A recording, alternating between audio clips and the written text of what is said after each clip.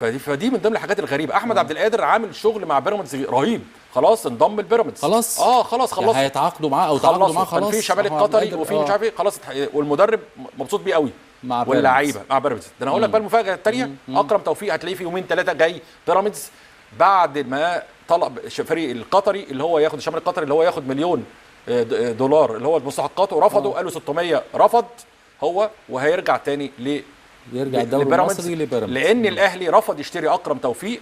قال لا احنا هنا عايزينه فري. فبالحاله دي بيراميدز هيخش يخلص اكرم توفيق لسه بزيرة في الزمالك، لسه ازمه ومساعده اخوه طبعا احمد توفيق. هو ايه علامه الايه، هو الجوكر في الزمالك. الموضوع واصل لغايه فين الموضوع؟ هيخلصوا هو بزيرة خلاص هيرجع الزمالك تاني.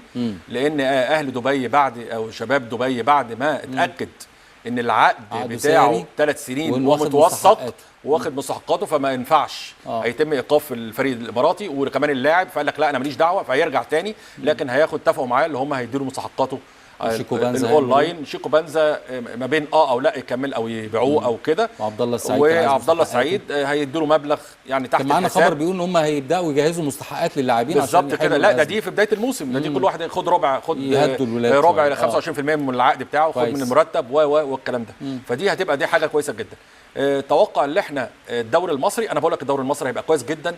عايز اقول هاني مجاهد والتيم وورك اللي معاه، سواء اللي حاصلين على مناصب داخل اتحاد الكوره او لا، تم الموافقه على 20,000 متفرج لجميع المباريات. كويس. 20,000 المباريات اللي هي دي، وخاصه انت عندك الاندماج ده حصل ان في الشرقيه انبي اول مباراه للاهلي، فاصبح فريق الشرقيه ده لو اتلعب ماتش في الزقازيق او ماتش هنا، انت عارف جمهور الشرقيه جمهور شعبي طبعا. هيبقى كبير جدا.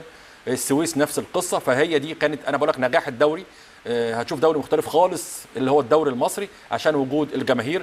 المنتخب هيبقى احسن واحسن في كاس الامم الافريقيه، لان الناس خلاص حست بالمسؤوليه الاجتماعيه تجاه الجمهور القروي في مصر. طبعا نتمنى ان شاء الله ان احنا إن شاء الله نستمتع بموسم جميل بدون مشاكل بدون حكايات، ويبقى كلامنا كوره بس. ايوه انت عارف انه 3/4 الكلام في طول الموسم ما بقاش كوره. احنا عايزين نعمل برنامج انا وانت نخليه كلام كوره بس. كلام كوره نعمله كده كلام كوره. ايه رايك في الاسم؟ انت عارف هيتاخد دلوقتي. وفي النيل الرياضه احنا ما بنتكلمش غير كوره بس. لما بنتكلم على الكوره او اي رياضه احنا مالناش دعوه باللي بيحصل حواليها. خلي بالك بالاسم اللي احنا قلناه هنا عشان هتلاقيه بكره في اي حته. كلام كوره.